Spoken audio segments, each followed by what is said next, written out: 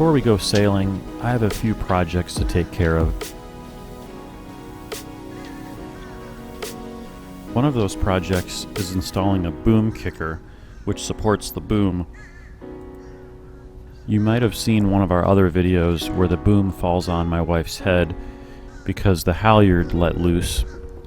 Also, because the boom isn't supported with a topping lift like bigger sailboats, the boom is tied or tethered to the backstay cable, meaning that if we're not exactly pointing into the wind, I can't raise and lower the sail. So this will support the boom. And it'll give us a little wiggle room while we raise and lower the sails in the wind.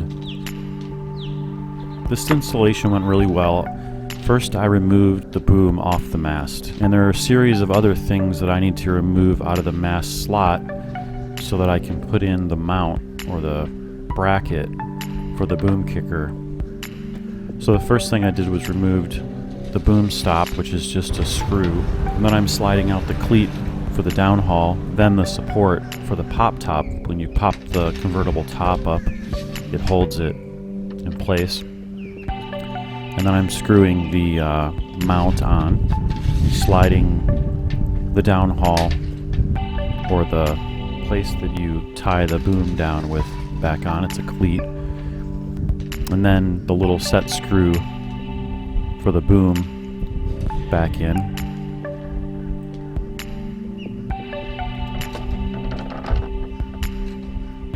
With all the little parts back on the mast, I can put the boom kicker in its bottom mount and put the boom back in the mast slot and secure it, and then move to attaching the boom side of the boom kicker. This side was as easy as drilling and tapping 3 holes and attaching the bracket with some Loctite and 3 screws. And there you can see now the boom is supported by these rods, but it's still able to swivel, so I can take it off its tether and get it out of the cockpit. If you remember this from our very first video, it was our GPS mount as well as the depth finder mount. I didn't mount any of that before we took our trip home in the boat because I wasn't sure where it would go, and I was just picking the boat up from someone's house, so I made this. But now it's time to get a more serious mount so I can see the depth and as well as the map, but really more importantly just my speed. This unit has a really nice speed readout so I can see what the differences in sail trimming makes in my speed. The next project I tackled was to install a reefing hook. The original gooseneck here has this screw that kind of points down, and I guess maybe it could be used as a reefing hook. I'm not really sure. But I just bought a real reefing hook, and basically you just unscrew the screw out of the gooseneck and put this in and screw it back together. And then I practiced reefing the sail, which I never did before.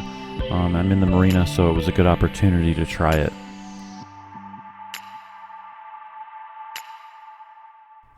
I also installed this new jib sheet traveler car and pulley, as the old one was cracking and broken. Tonight our marina has its annual Christmas tree lighting and boat parade.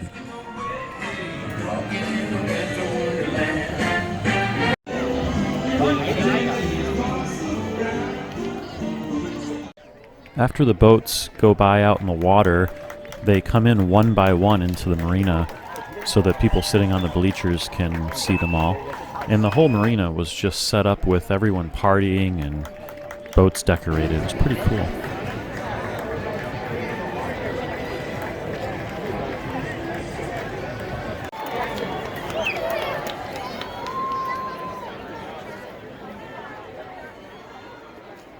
Back at Not Enough, we were just hanging out and enjoying a few drinks, but I was thinking about the next morning and sailing.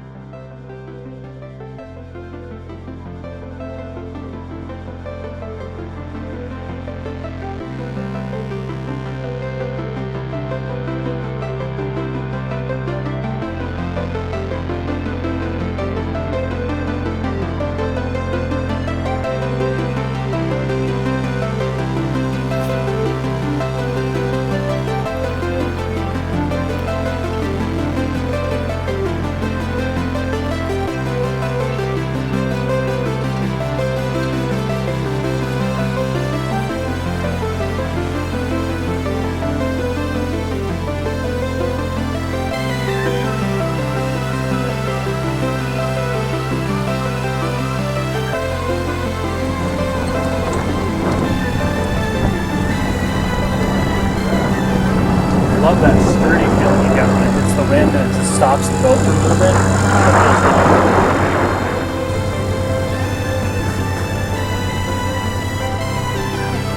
Oh, I see. 1, 2. Okay, got it.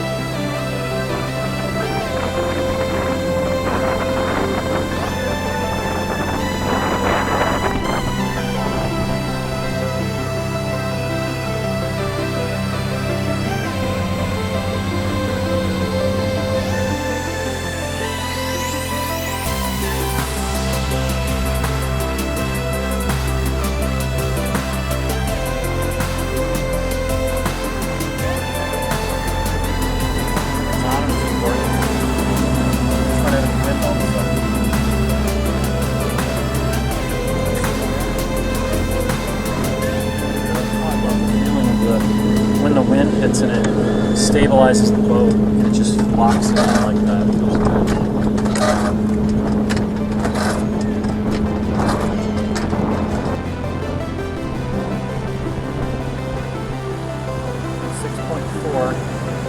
If we get about 4.5, we're going 1.5, so it's all about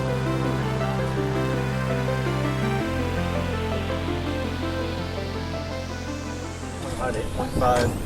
I'm learning what certain wind feels like with this. This is a good tool to have if you don't have one of these, get one, because you know, you can look at a wind chart online and go, oh, it's 12 knots, but if you have this, you can feel what that really feels like and subtract it or add it to your speed.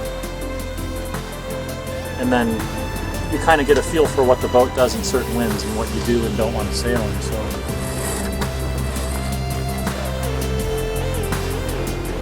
but 3 knots isn't enough. You know, we only have 2.5 knots of wind and we're still going a knot. So we're still moving. Just not enough. No, we're really slowing down a lot. The wind, I don't know if it's those trees there blocking it or what happened there, but the wind went from nice and breezy to not much at all. This was definitely the best sailing day we've had so far, and we have some confidence now to a point where we can take some longer trips and do our first overnight soon. So stay tuned.